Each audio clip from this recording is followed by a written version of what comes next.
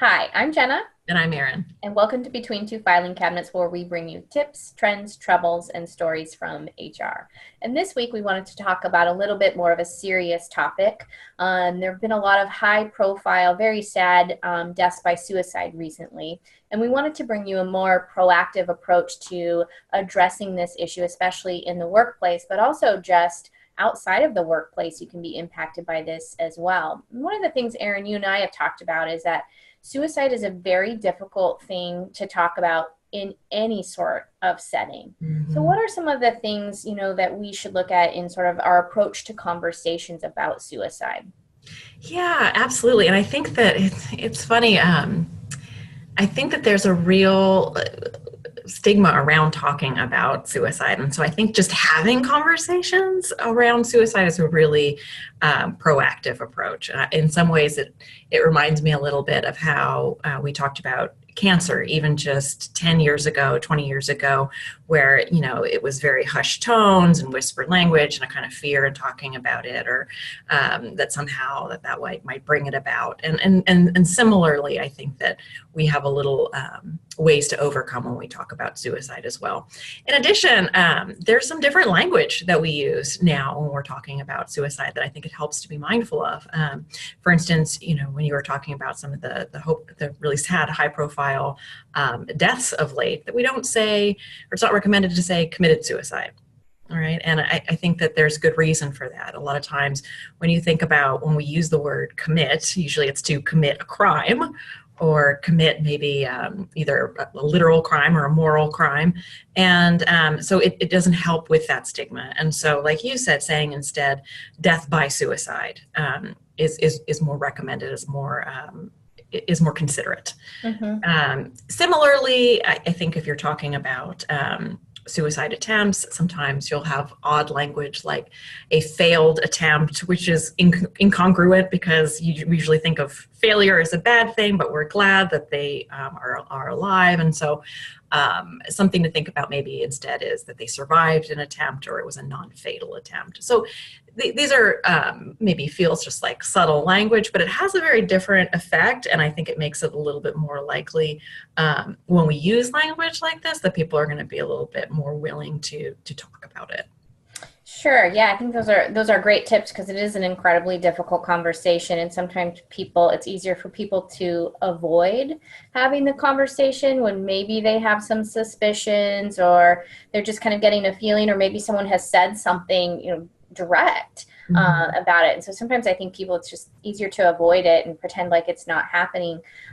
So, what would your advice be on, how would you, approach someone or comfort someone who's being impacted by that?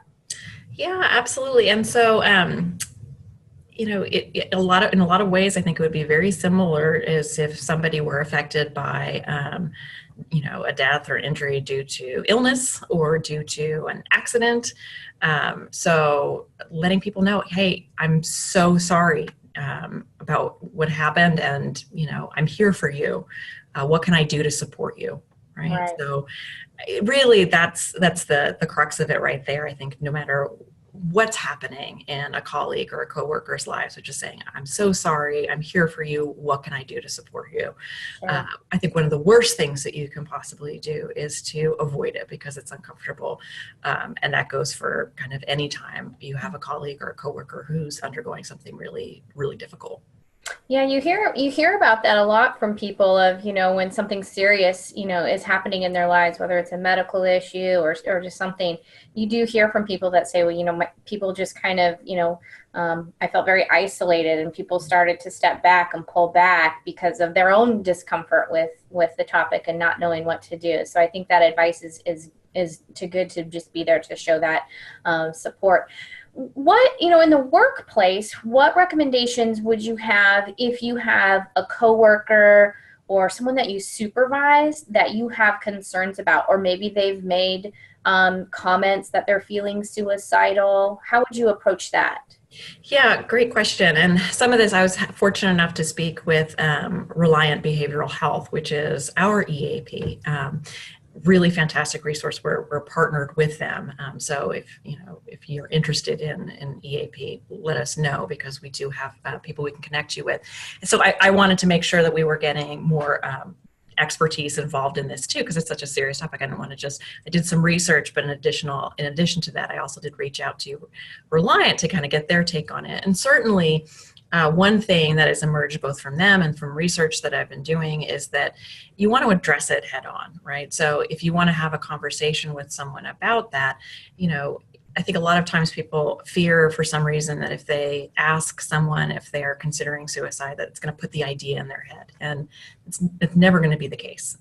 So it's always best to surface it. So in private, to ask the person specifically, like, are you thinking about suicide? Right? Be very careful in the way that you ask it. I think sometimes people get so worried about it that they ask these leading questions like, you're not thinking about suicide, are you? And then the expectation is to say, no, of course not. And really, we want to make it safe for that person to talk about if that is something that they're thinking about it. So just asking, are you considering suicide? And then, being specific and follow up too, because it can kind of help you assess, the nature of it. So to say, do you have a plan? Do you have a method? Do you have a time frame? So those three areas are good things to kind of follow up questions to kind of get a better sense. In addition to that, so there's recommending that person seek help, right?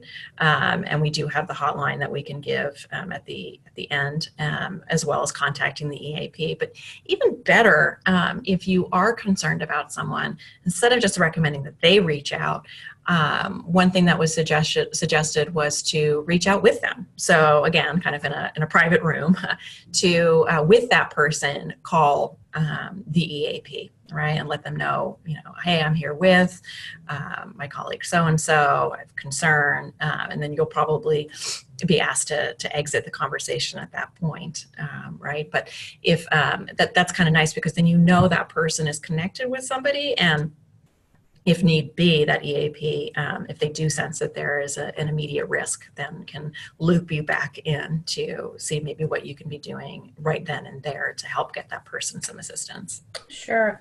Yeah, I was recently working with one of our members on this issue, and and they'd followed those steps that you were talking about, referring the employee to EAP. At times, they'd actually, even taken the employee to the hospital. The employee would return to work and was still, they still had really significant concerns based on the comments that she was making. And, one of the things that they were concerned about is she's also just not performing her job. And it was at the point where they felt really, I don't know what the right word is, but they felt maybe perplexed or just really unsure how to handle it, because they were so concerned about her well-being that they were worried that having the conversation about her performance might have some sort of really negative impact on her. And her performance at the time was so bad, and it had been going on for so long, that it was really she was potentially looking at losing her job. And so it presented itself as very complex, because they didn't want to escalate things for her. At the same time, she's not meeting the expectations, and they're getting a lot of feedback from coworkers about her performance, her reliability, mistakes, those sorts of things.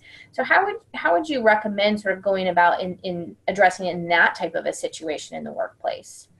Well, that's tricky, and definitely looping in HR and having HR potentially loop in Cascade and the EAP. I think that would be all advisable, because I wouldn't know, and you would know better about questions about whether leaves would come up or whether or not that person is fit for duty.